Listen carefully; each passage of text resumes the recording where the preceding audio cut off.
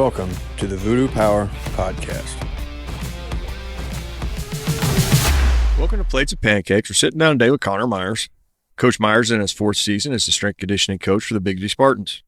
Before arriving at Bixby, Coach Myers spent 4 years as the S&C coordinator for Edmond Memorial High School. During this time, Coach Myers also served as the defensive line coach for the football team. Prior to Edmond Memorial, Coach Myers worked as a graduate assistant for 2 years at East Tennessee State under Master Strength Coach Al Johnson. Coach Myers earned a Master's of Science in Kinesiology and Sports Studies at East Tennessee State University and holds a Bachelor of Science in Human Performance from Weber State University. Coach Myers is Strength Conditioning Coach Certified through the Collegiate Strength Conditioning Coaches Association, as well as Certified Strength Conditioning Specialist through the National Strength Coaches Association. Coach Myers is also a Level 2 Sports Performance Coach through USA Weightlifting. So welcome to the show, Coach. How's it going? It's going really well. I'm really excited to sit down and get to talk to you because once I started digging into Bixby sports and Bixby strength conditioning, you guys have quite the program down there. Yeah, no, absolutely. That's kind of been a big emphasis of Coach Montgomery, ever since I was hired there. I mean, even before that, it's just kind of that idea of strength culture and kind of, him bringing me there. When we ended up moving to Tulsa, me and my wife, just kind of growing that to every other sport. So we kind of pride ourselves from our athletic director down. If you're at Bixby, you're going to be developed, you're going to lift weights, you're going to train, and that's where we're going to try to get our edge. I spent some time years ago working in the Tulsa area. I didn't spend a whole lot of time around Bixby, but so I know the area pretty good. It's kind of a country feel. But you still got a good city, and it looks like you have a great pool of athletes. I know we go down there to play softball. Wrestling's big. So the interest is definitely there. Now it falls to you to help develop the strengths.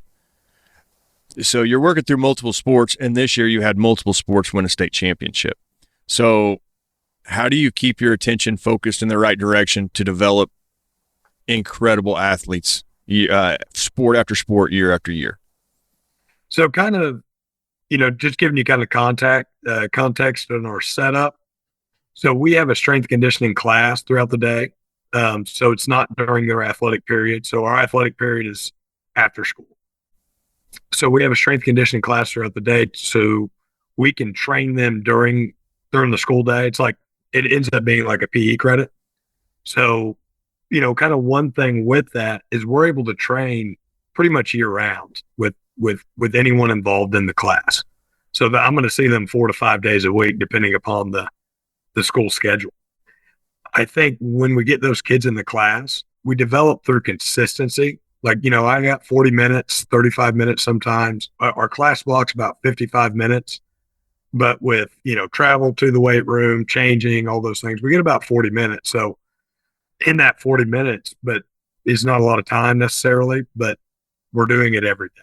So, kind of just building that consistency throughout our program, I think is probably the most important and the biggest reason why we have, success in developing our kids. Kind of give you, again, just kind of how our schedule is lined up. So we have like a 0 hour we get about 300 kids that come into that, and it's going to be a mixed sport.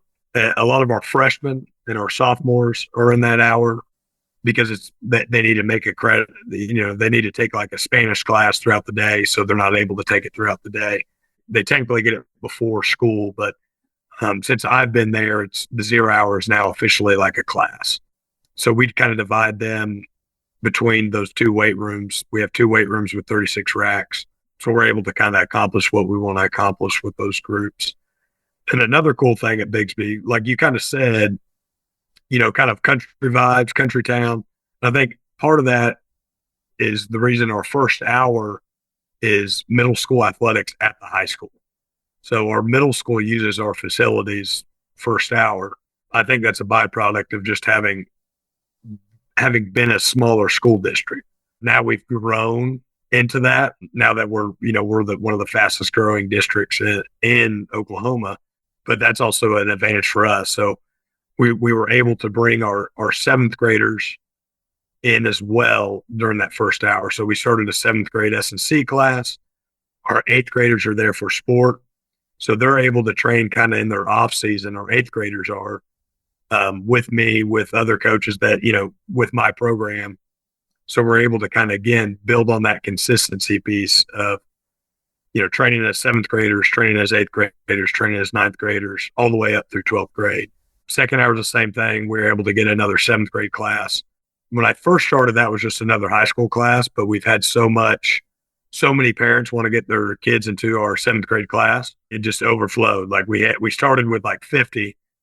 Now we have 3 seventh grade classes that come up, and I get to train them throughout the day. That's almost 200 to 250 seventh graders a day. And then we have, on top of that, that first hour, eighth grade athletics. So we're able to train like our volleyball or football or some of our basketball boys, whatever middle school coach wants them to train during that eighth grade hour. Then we have a third and fourth hour that are kind of more general, about 50 kids in each. And then our fifth hours are another big hour. So that's the majority of our football guys will train during that hour.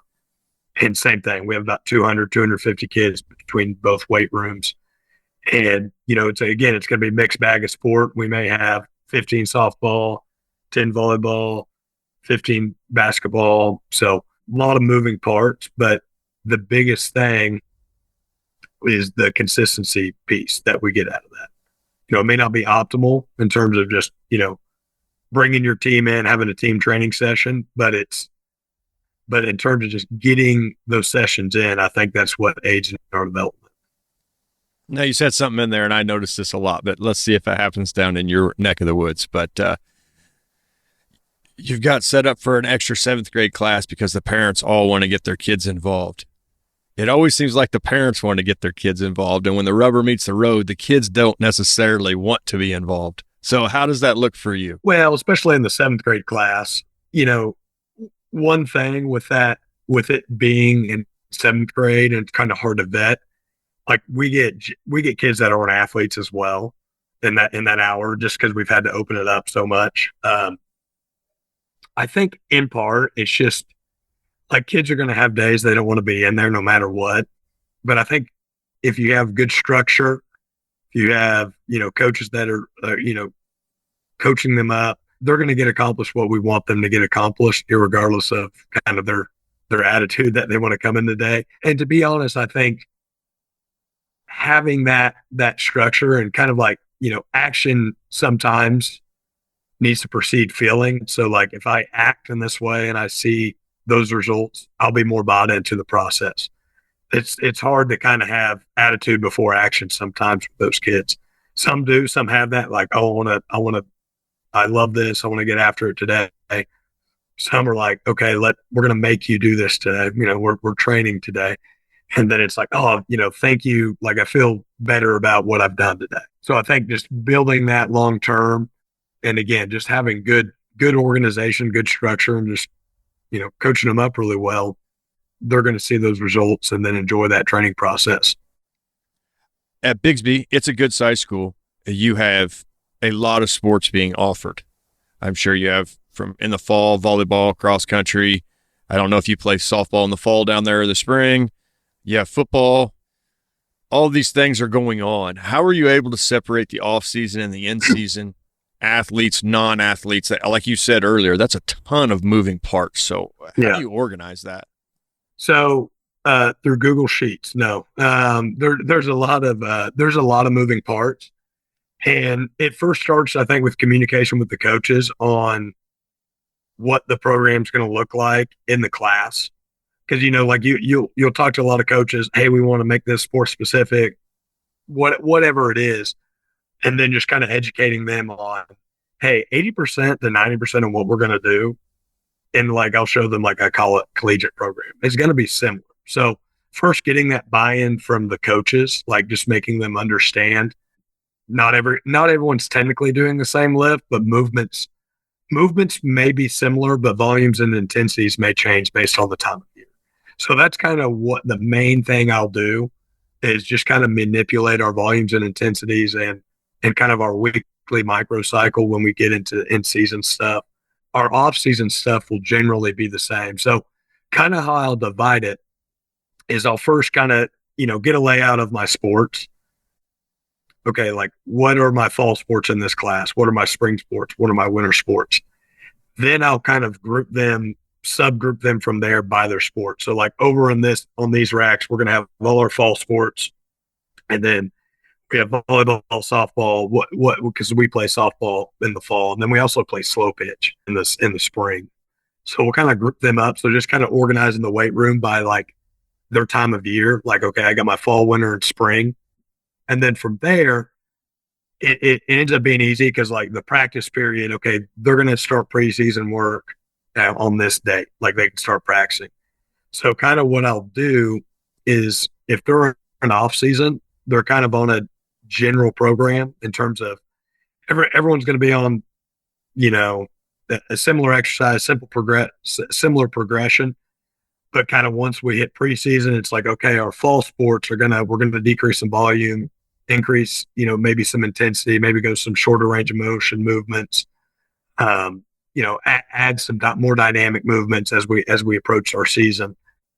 And then our other off season, maybe still like kind of in a, more hypertrophy phase, whatever you want to say. That's kind of how I organize it. So we get a little bit of different, but similar. For example, I posted on Twitter I think a month ago. So like I think it was January for our football athletes. They're still, they're off season. We're off season. January for our baseball team is kind of like, okay, we got a month till season. Next month we'll be in season. Kind of how I did it is I call it just our A series. So that's going to be our power. Our B series is going to be our main strength movement. Our C series is going to be kind of our auxiliary movements. And our D series is going to be kind of our sport specific training. Kind of how I'll do that is like just saying I'm in the room by myself, which I'm often not. Our coaches help out a ton, but I'm able to run both groups per se because our A series is going to be pretty much the same. Our B series is going to be maybe a little bit different because football's, it's January, so the intensity is going to be a little bit lower on their main strength movement.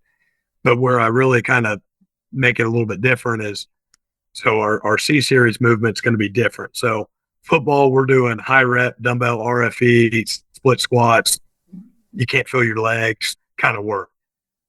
Baseball, okay, we're doing barbell reverse lunges with, some contrast, some split jumps because we're getting ready for season. I want them peaking for power and just being ready to execute their sporting skill because they're practicing more. So I can't have them do dumbbell RFE split squats, go to practice because again, we're always going to lift before our athletic period. I can't have them do that and then go try to practice their sport. Where I can with the football athletes because I write in their athletic period they'll do off season stuff and I know what they're doing that day. And they'll be the same sets but just different exercises, again different volumes, different intensities, but similar category. In that instance we're doing a single leg category, or split stance, more split stance than true single leg, but we're able to kind of train different qualities at the same time. And that's where I think you get a little bit of buy-in from our kids and it's easy to implement. It's not like everybody's doing a ton of different stuff. It's like all our spring sports are going to be doing these reverse lunges and some jumps because we're peaking for season, where all our fall sports who are in off season are doing more hypertrophy phase. So that's kind of how I'll differentiate in the class and how I organize is, again, the fall, winter, spring, and then from there kind of figuring out, their preseason and end season. It sounds like you hit a work capacity phase and a little bit of size building phase.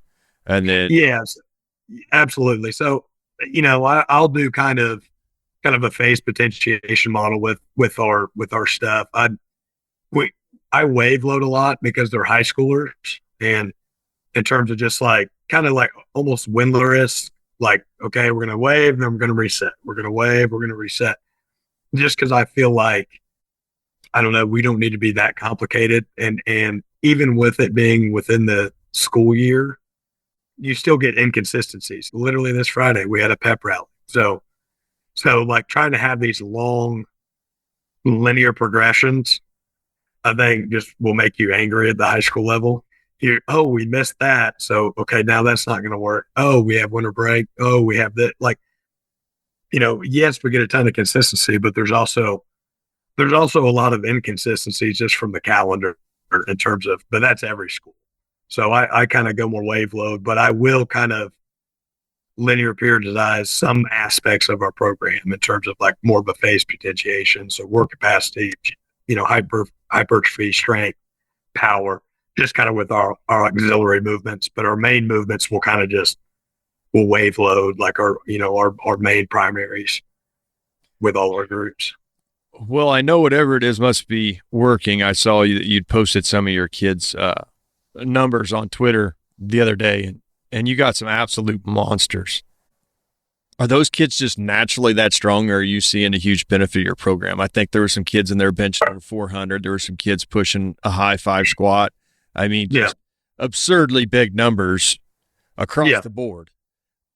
How does that develop? Is it just strong country kids, or is the program influencing that much? I think it's both. I think it's we already have a culture of strength. So a lot of those kids, I think I do a great job programming, but they're all going to go get extra on their own. And I tell them that's fine. And then I'll kind of guide them through that. I think a lot of times those kids will go get extra and they're like, oh, I benched yesterday. We're benching today. Like, you know what I mean? Just kind of guide them.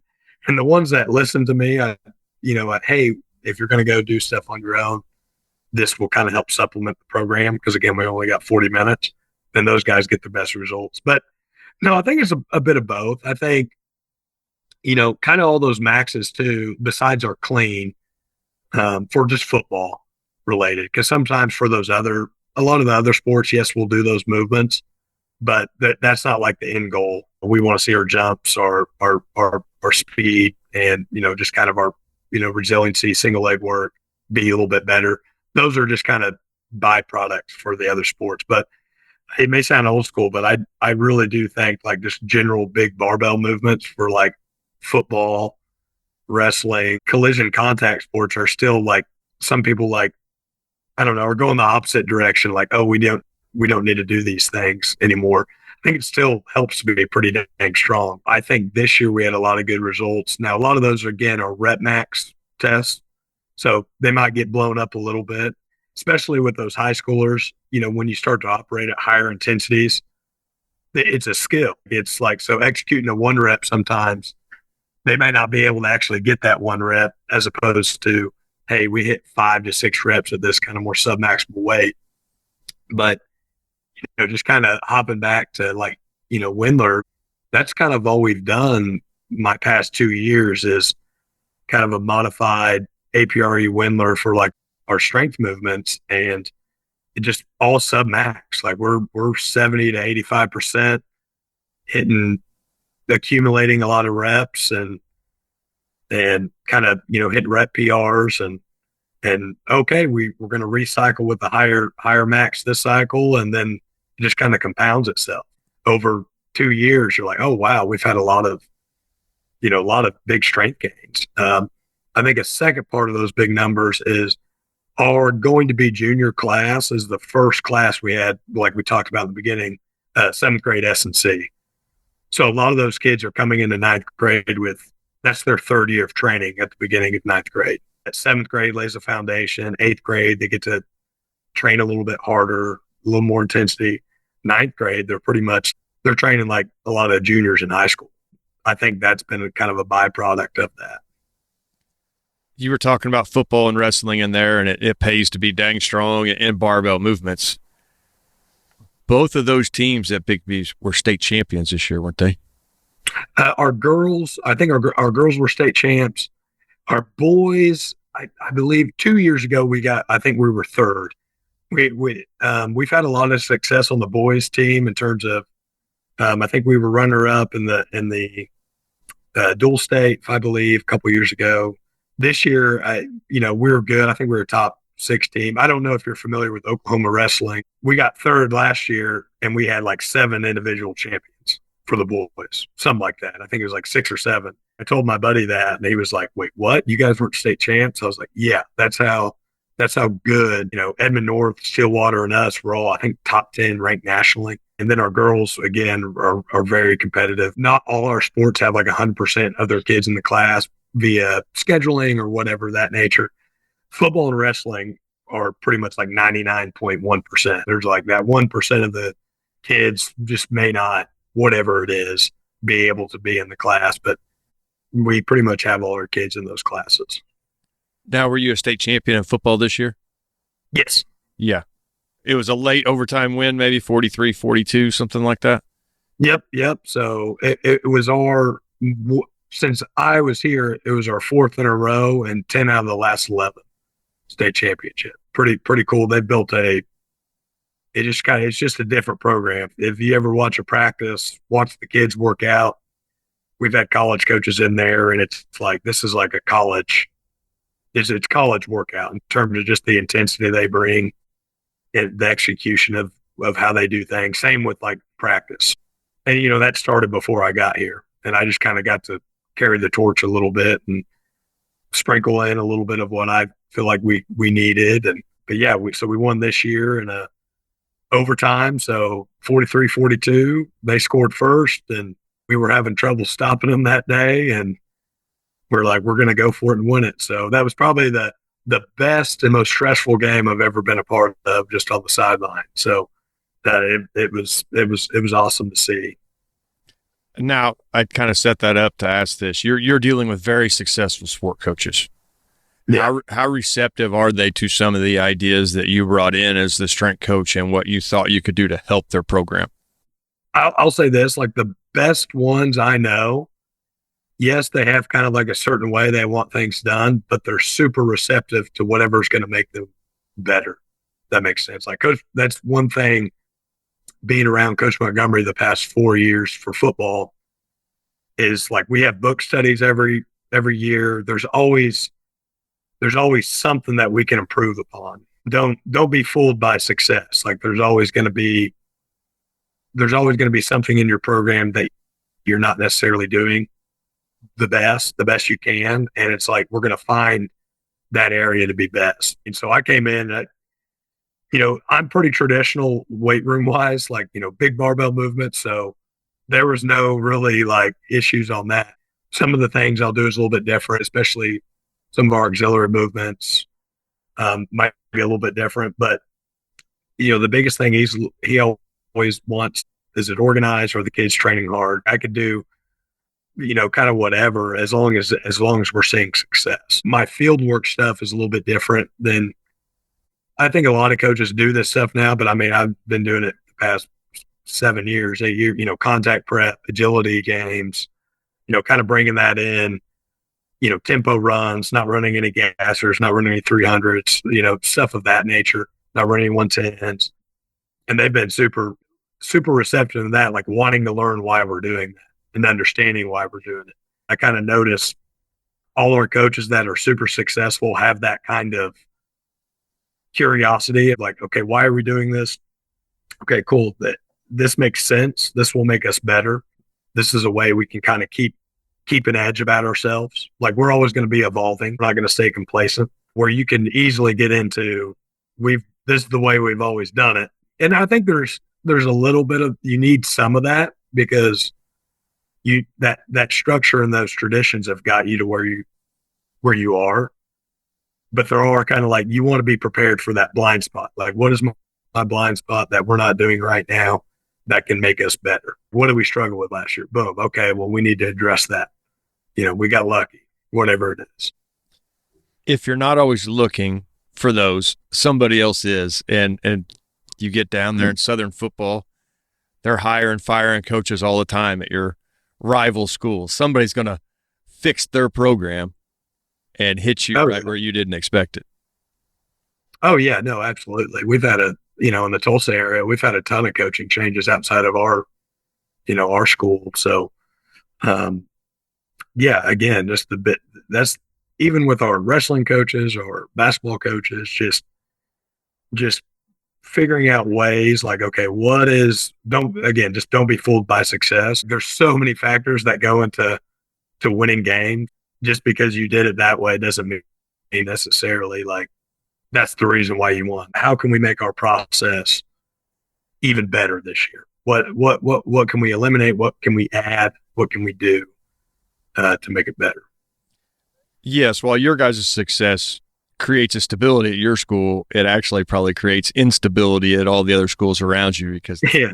yeah, it's almost like you're creating the coaching changes because of level of talent. No, that's probably true a little bit. Yeah, that's true. We've talked about the middle school level. How do you bring them in and how do you start them? Are you looking at a block 0? Are you looking at a 1x20? Starting a 5-3-1? How do you get a seventh grader on the track? So kind of what we do is it kind of movement, like a lot of like Zach Deck and stuff, like movement over maxes. That's kind of the framework. Or even Missy Macbeth's new book, The Volleyball. That one was really good. I used a lot of that because I think they're very similar in terms of like this is for baseball, this is for volleyball, but it's like a developmental program.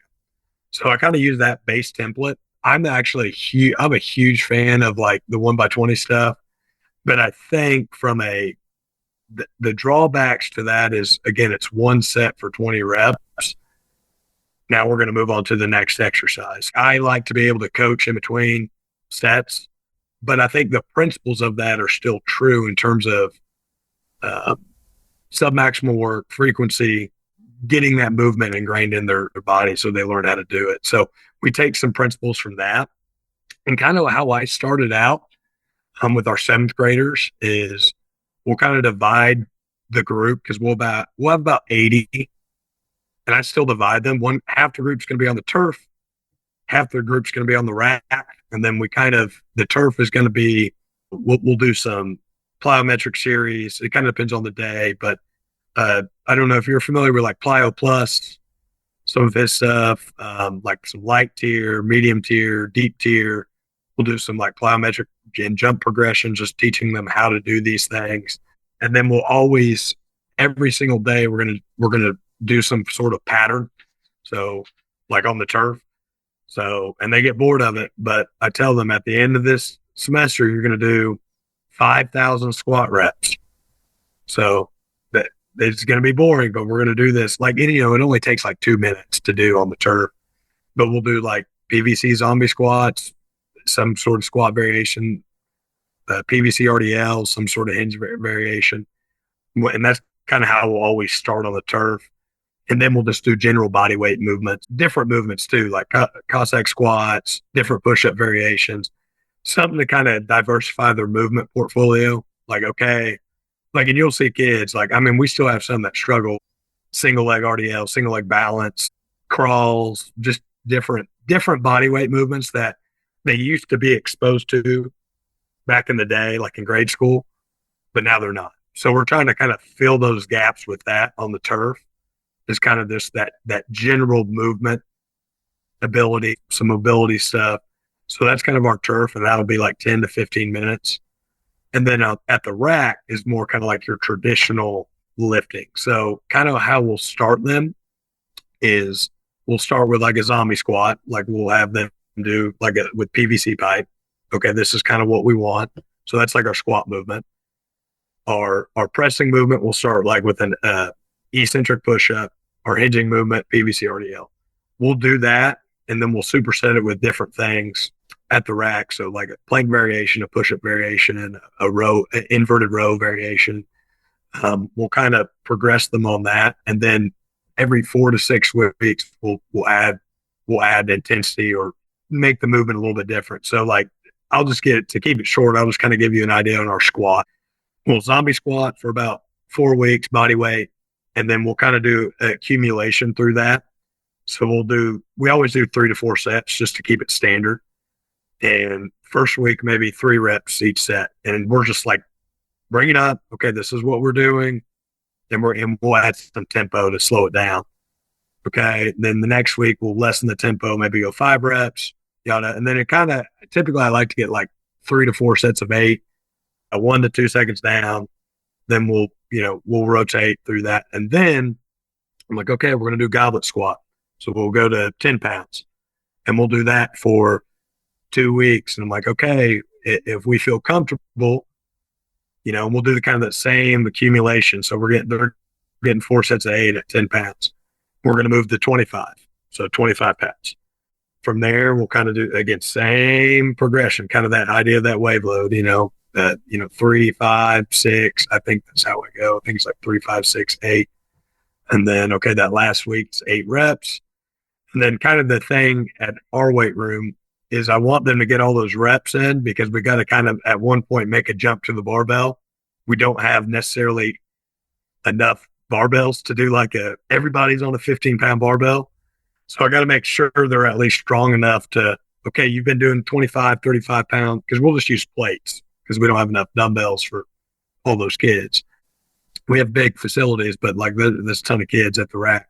So we'll make that jump and we'll go back to our zombie squat and we'll do 45. And then the ones that can't do the 45-pound bar, we kind of identify them. It's like, okay, here you go. You're going to use, when you go, I want you to use this. And we'll do that progression for about 4 weeks. And then we'll switch to front squat. And then we're still at the barbell. So all in all, it almost takes an entire semester to even do a front squat on the barbell. And we're making sure they do not mess it up no matter what. And then kind of from there, we'll start to add a little bit of weight. And kind of what we did this year is we do testing.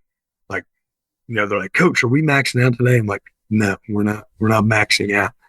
But kind of what we'll do, and it takes a while and they get bored, but I really like it because I think it's a good, because you'll get those 7th graders with mustaches. And then you'll get those 7th graders who still haven't hit puberty yet. So how do we kind of fit both their needs without one getting too bored and one pushing them too far? So kind of what we'll do is every about 4 weeks, we start it. It's typically the last 4 weeks of the end of the first semester. And then we do it every 4 weeks, second semester. So we'll do a test set. So it's okay. And we start at 45. So it's show me do 5 reps at front squat with 45 pounds.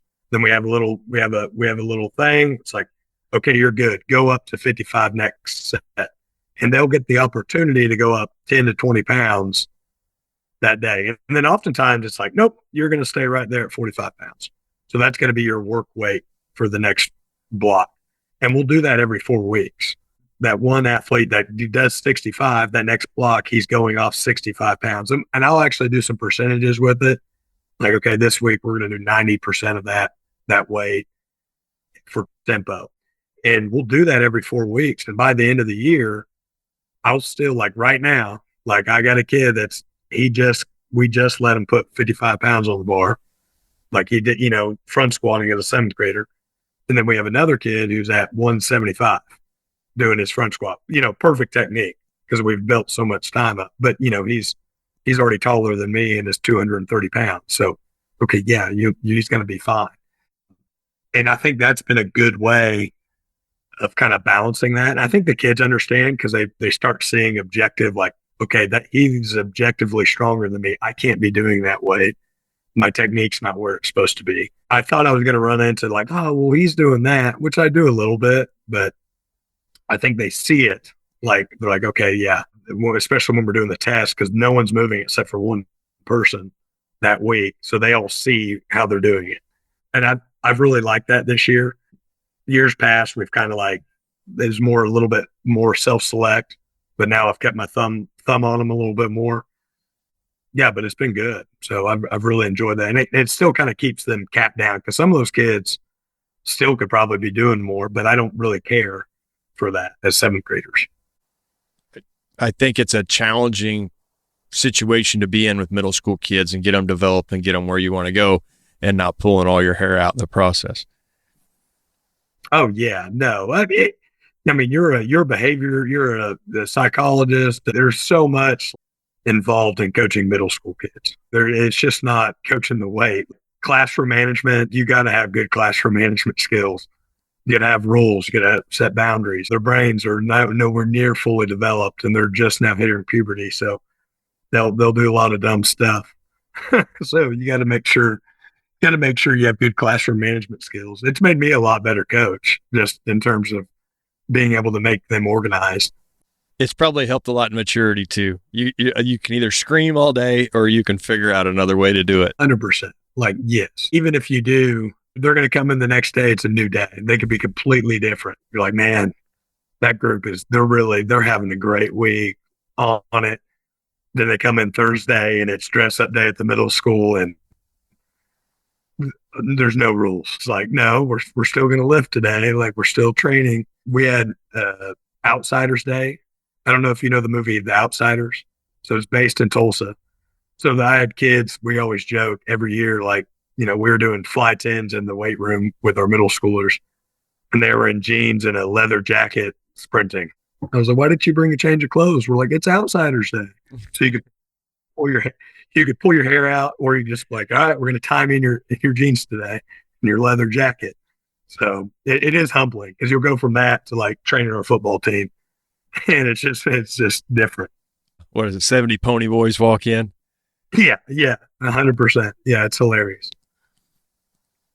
Now we'll go on to a few other things before I let you go this morning, but there's so many different things to talk about and so much stuff to cover. It's amazing what you have going on. But contact prep, me and you had talked about that just a little bit previously in the week, but how are you getting your wrestlers and your football players ready for contact for the season to mitigate some of the injuries and just have them prepared for what's coming?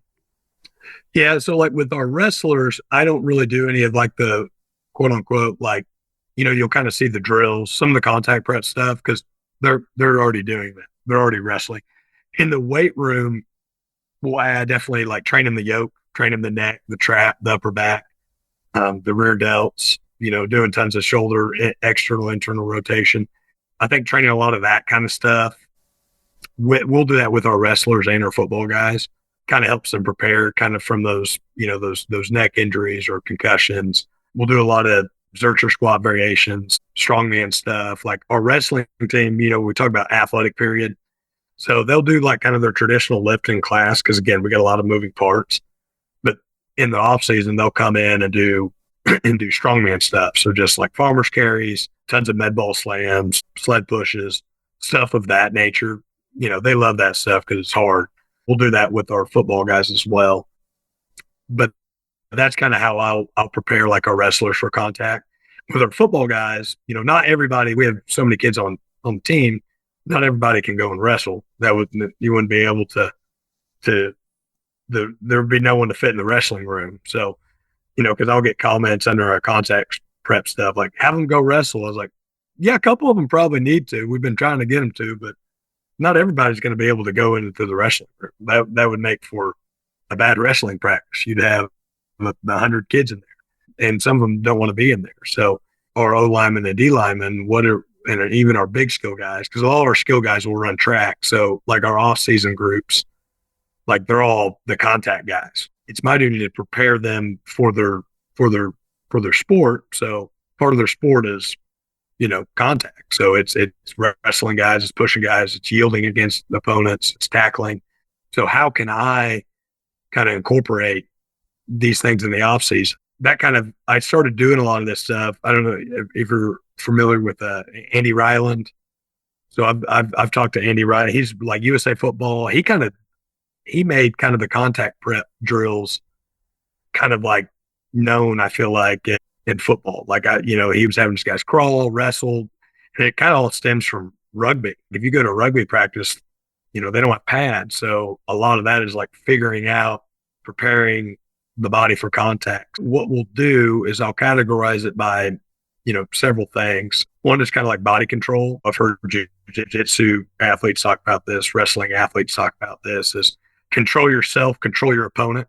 So if you're able to have good body control, you're able to position yourself and give yourself an opportunity to control your opponent. So crawl variations, tumbling, cartwheels. We had guys that can't do cartwheels at the beginning of the year, and now we have our 6'5" offensive tackle doing perfect cartwheels.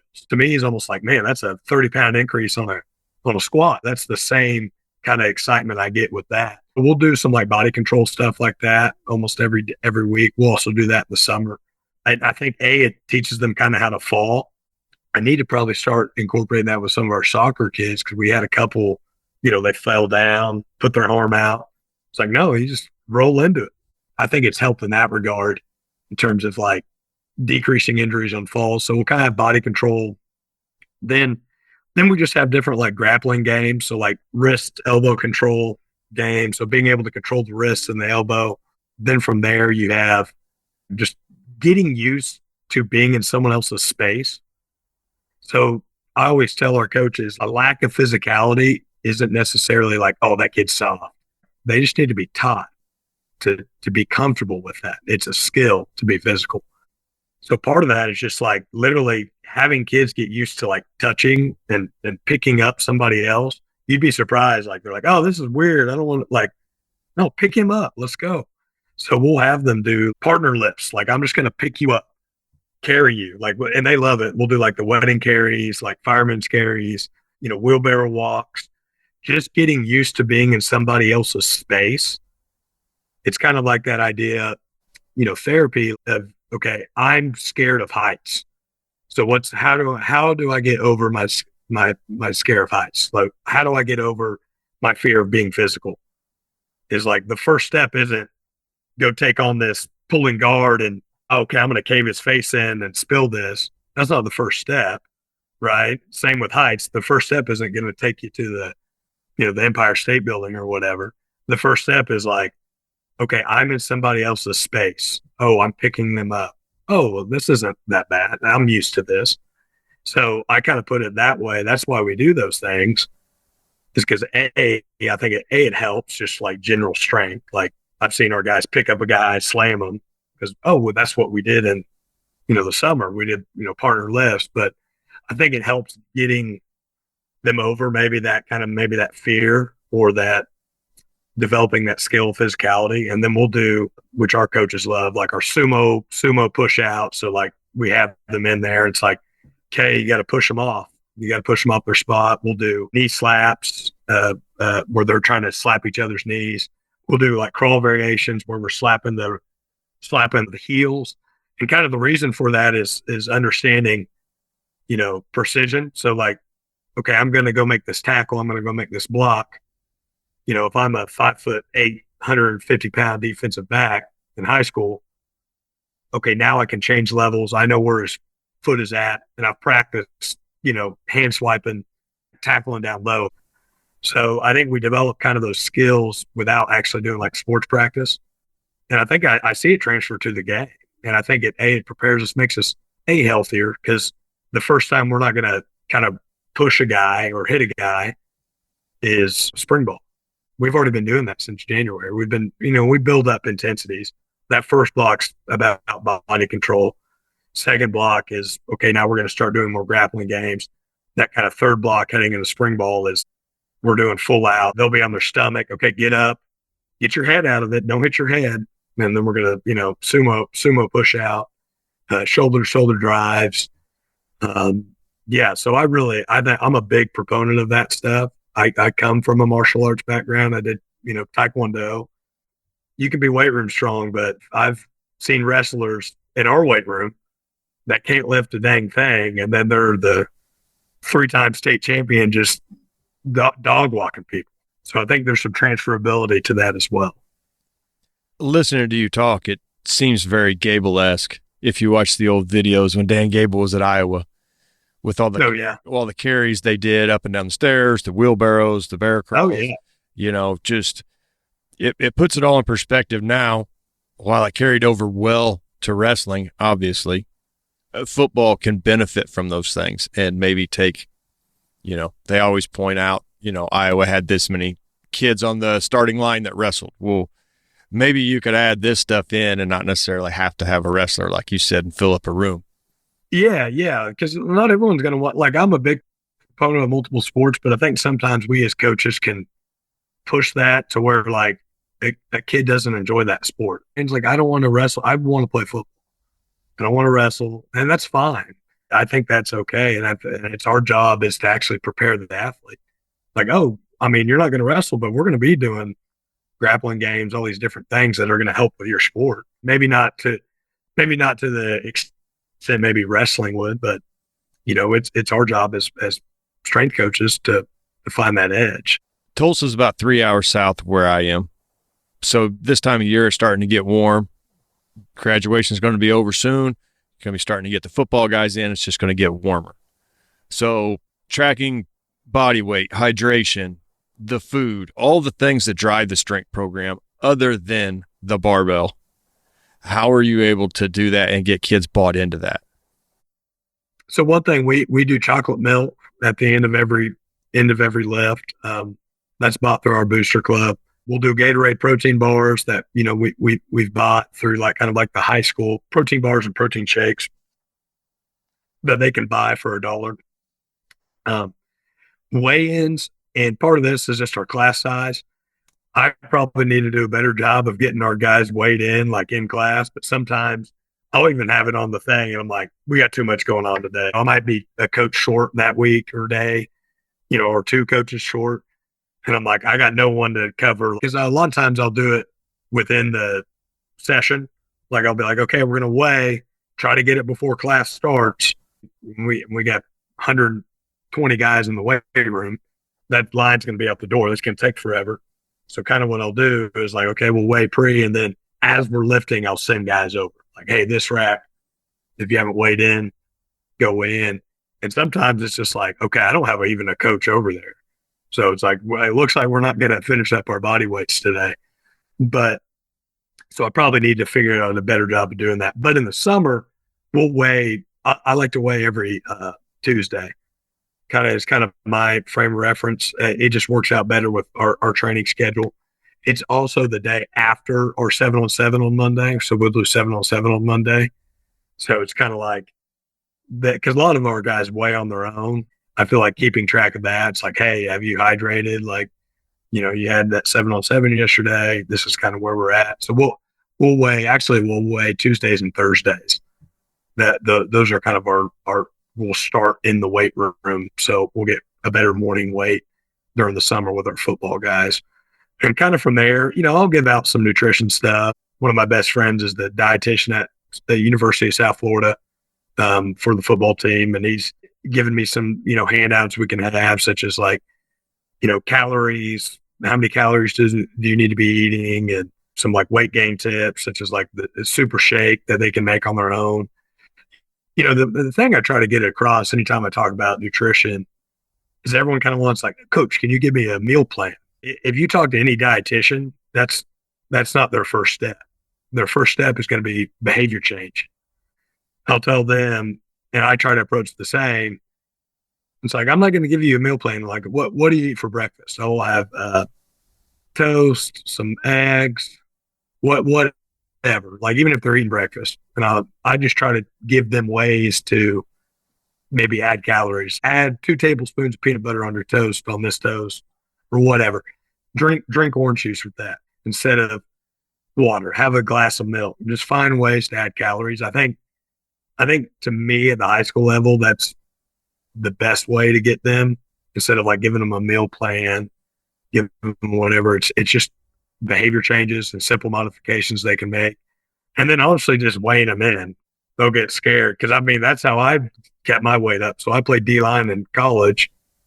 And as you can tell now, I'm 220. So I struggled to keep weight up, but it was my butt if I wasn't 290 pounds.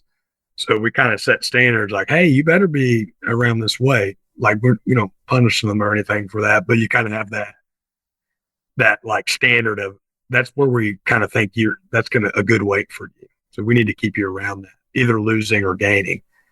So weighing in, they'll be like, I've seen kids, because I used to do it, like chugging water, trying to keeping up there. But again, that's telling me they're probably thinking about that when they're, you know, at home, like, oh, I got to make sure I'm eating and make sure I'm doing different things. So just weighing them in, general nutrition stuff, and then just providing those nutrition bars and chocolate milk after every single lift. Now, does the weight taking and those ideas get more serious as the season progresses, so that you know where your athletes are in the weight room for practice, all of those things? You know, if you're game 9 in the season and you see a sudden decrease in weight in one of your guys, does it kind of tell you, hey, we may have some readiness issues or something's going on here? A little bit. Sometimes we'll try to weigh, you know, once a week in season, like during our recovery stations and stuff. And I like to kind of combine that with like vertical jump data. So say a guy loses some weight, but his vertical goes up, I'm not necessarily as maybe worried. You don't want to see an offensive lineman lose 20 pounds, but maybe he's lost 5 pounds.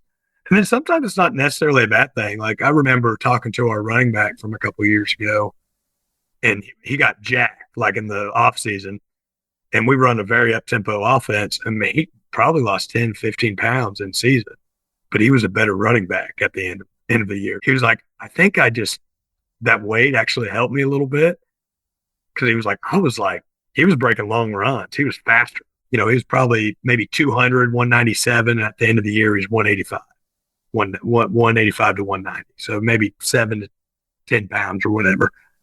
But he was like, I felt better then. I was maybe a little bit weaker in the weight room. So sometimes you got to always contextualize maybe some weight loss, I think.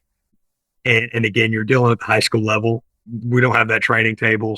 There might be kids that have, don't have access to that much food. Just making sure you're monitoring and saying, okay, verticals are good, power output's good, how's practice? Because we'll have some GPS stuff. And if those are good, I'm fine. I'm good with it, as long as we're not seeing anything drastic. One problem we'll run into, and this is kind of funny, is some of our offensive linemen that know they're not going to play next level, they start to try to get pretty, too early. So they're like, oh man, I can't wait to lose some of this weight. I'm like, bud, you're down 10 pounds in the past 2 weeks. What are you doing? He's like, oh, coach, we got 2 weeks left.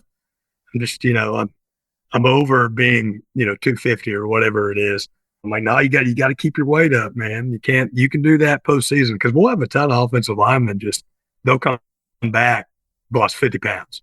They'll just kind of mature, and they want to lose that weight. So we'll run into a little bit of that. Again, dealing with high school is a little bit different in that regard. I feel like you're onto something with what you said about the running back. I've kind of learned if you send them in a little fat, a little heavy, yeah, it kind of protects them early in that season. Yeah. And gives them a little bit of playing room. And Yeah. at the end of the season, they're really at their peak. Yeah, I always want to be, I don't say this out loud, but I'm like, okay, if we got about 5 to 10 pounds of wiggle room, because you're going to naturally just, I think, lose a little bit of that weight just from, like, especially our tempo of practice. Like I try, we can replicate as much as we can in the summer stuff, but it's just different. Like we have a very up tempo way of practice, and it's tough and it's hard. We only practice 2 hours, but there's a lot being done. And it just, if we've ever watched our team play, like you can see the urgency we play with on both sides of the football. Now, I'll kind of wrap up with this, because me and you had set it up to talk about a little bit. I know not everybody that listens cleans. We don't clean here, but you have a clean progression, and you clean your population. Mm-hmm. How are you setting that up? Are you setting that up? Are you starting to set it up down in your middle school and let it carry up into your high school? Are you starting with freshmen? And then how are you teaching it, especially in such large rooms? Yes. So a lot of it is done at the middle school level. It also depends on the sporting group. Some groups, like, we'll clean, but it's like the emphasis isn't maybe as much. Like, okay, we're doing this, we're trying to develop some power. Like we're not really caring about if that number is just through the roof. I kind of see clean as it's a little bit of a hybrid of a power and a strength number, just in my opinion. So we'll kind of set it up as like 7th graders.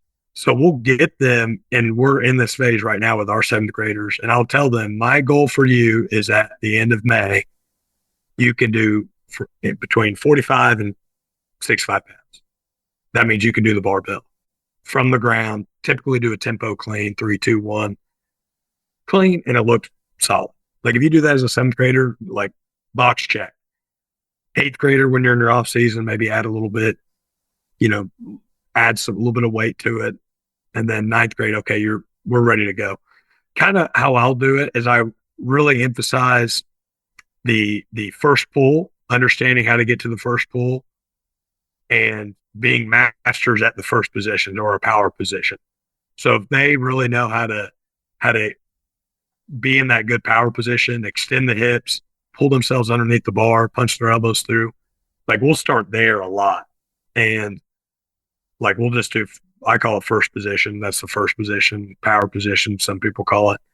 we'll be there for a long time in terms of just teaching them to get extension of the hips, ripping themselves under the bar and being careful. Being comfortable so they can get their elbows through. Because the thing I notice a lot of times people will start with, and I'll start with like a full clean. We'll start like catching it all the way down from that first position. And I used to be different, but what I notice is if people spend too much time catching it in like a power position, they don't get the elbows through. They get bad feet mechanics. They start starfishing. But if you start just in that first position, and the first couple of weeks I do catch it high, I'm like, okay, catch it high. And I want to see everybody, like with our seventh graders, we'll catch it high in that first position. Make sure your elbows are up. So I'll make them pause in that quarter squat position. And I'm like, all right, ready, squat. And then we'll only do that 2 or 3 weeks. And then we do first position. And then I'll say clean, and we just catch it deep. And then from there on out, unless I designate a power clean, they're catching everything in a full squat position. That, I think, just mastering that power position, again, gets them comfortable, extending the hips, getting underneath the bar, extending the hips, getting underneath the bar. And then on top of that, the other layer is getting comfortable pulling from the floor. So I'll actually, and again, all this in seventh grade is built on a ton of front squats, a ton of RDLs. They're not going in this blind. We do a lot of PVC pipe work in terms of just in our warm up, kind of that turf. We'll do our plyo, zombie squats, where I'm teaching them literal positions. We'll do first position, second position, tempo pulls, first pulls, and just teaching them what each position feels like before we even touch a barbell. We only touch barbell literally, like I said, we'll do a clean with a barbell maybe 4 to 6 weeks into the year. That's about it. But we'll start all those progressions kind of from the floor. So that way, when we do put it together, start at the top, start at the bottom. I don't really work the middle that much because I think I kind of got that from like Travis Mash. I think I read an article on his where like it just kind of takes care of itself. If you can pull efficiently, from the floor, you get into that second position, where your power position is at. They're going to kind of figure it out. And then you can get more in the weeds with the kids individually of getting from that second position to that first position. So we'll do that for a long time. And then when they're in high school, kind of depends on their group. As ninth graders, I do something similar. Like I act like no one's ever done this before. And when we kind of restart back that first semester, I have all the ninth graders in there because we will have some kids in there that have never been in our seventh grade program. So we'll kind of start just learning how to pull. That'll be like and we'll only do that like one day a week. We'll start from that first position, second position, start from the floor, again, learning how to get the elbows through. And then from there, we'll add some different variations, like, kind of in our early phases, we'll do some like tempo clean. So just understanding, slowing the bar down from the floor to the top of the knee and then to the first position. It limits the weight on the bar, but B, it also teaches them when the weight gets heavy. Because I feel like a lot of times our kids are strong enough that when they're trying to learn how to clean, it kind of messes them up because the weight is so light. So slowing them down, teaching them the pace of like, I want you to be like a rocket ship, like 3, 2, 1. And like when you're in that power position, it's go time. Like get your hips through, rip yourself under the bar, be super aggressive. But like from the floor, it needs to be almost slow. So we're hitting our positions. And then from there, adding that tempo, it's going to limit the weight on the bar so it's safer. B, it teaches them when we eventually get heavier, what this needs to look like. It's not perfect. And again, I'll spend a lot more time like with our soccer or some of our groups that I don't really necessarily like. That's not a big metric for us. Like this just, we're trying to work dynamic, rate of force development, which we are with that, but we're not looking for big weight on the bar. We'll spend a lot of our time just from hang power clean. Okay, let's be fast with it. Let's get going. The only groups I really look at it at is really like just football and wrestling, and a little bit basketball. Our basketball groups just kind of like the movement, so they'll get after it on it, especially like our girls. We had a girl actually clean 185 this year. from the floor, which is pretty impressive. So that's kind of how I look at that. Now, I'll wrap up with this because we're this far down the road, but are you tracking bar speeds on that? Are you looking at time to peak? Are you looking at peak velocity, especially late in season on your power phase? How do you know that you're hitting that stimulus you want? I think, honestly, this sounds maybe cliche, just coach's eye. We have some VBT units, but I think with the Olympic lifts, they're such a technical lift. I think you can get kind of funky with it. Kids will change the movement to accommodate. And I've noticed that even if I've ever used it myself on that, and just hearing like Brian Main talk about that, he used to use it on Olympic lifts, but I know he's gotten away from that just because it becomes a different movement. They start using their arms too much. Kind of in season, like clean wise, we'll keep it between like 70 and 80% and really won't press the envelope on that. And it's just, hey, we want good bar speed. We want good snap. We want perfect execution of technique. And I think that actually helps too. That's a good phase for them because you get stronger that way on that movement. So that's kind of what we'll look at in terms of the clean. And I think too, that's kind of the thing I think why we have good cleans is we're not cleaning every day. We're just clean like twice a week. We'll do the hang variation and we'll go from the floor. But we're also improving other things. And I think also maybe have more carryover in terms of power, such as jumps, loaded jumps, getting our maximal strength higher. And I think those transfer big time to that movement. I would say clean's kind of like your middle ground. Then you have like more force oriented with like your squat, your trap bar deadlift, whatever. Then you have your more high speed with your jumps. And I think those two kind of bucket and help that movement out. A lot of times, like we have good clean numbers, but we're not necessarily chasing good clean numbers. I do no more than 10 total sets in a week. So we'll do like total, like including warm up. So we'll do 6 sets from the floor and we'll do 4 sets of a hang on like Thursday before we hit our main movement. And we have really good numbers. That's in part due to our 7th grade, being able to develop that technique. And then I think just developing that max strength capability and develop those power capabilities. And again, just kind of that idea of like, I don't know if you're familiar with like Brad DeWeese, surf the curve. Like we're going to hit high velocity. We're going to hit medium velocity. And I think, the clean's kind of a little bit more towards that strength orientation, but you still kind of have display of power.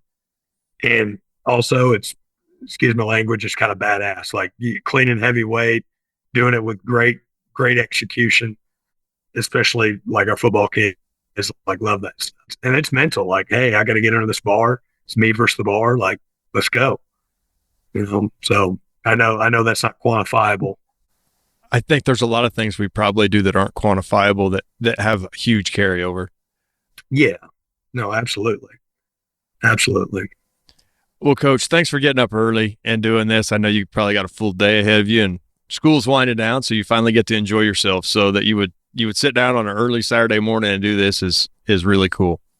No, absolutely. No, thank you. Hopefully I answered all your questions good. I know I can ramble. I can get into the weeds on some things. So, well, sometimes that's where the good stuff is out in the weeds. No, absolutely. Well, Coach, anytime. I know you might have some stuff coming up in your future. So as that develops, maybe we'll sit down and do this again. No, absolutely. I had a lot of fun. Thank you. All right, Coach. Have a great day. All right, you too.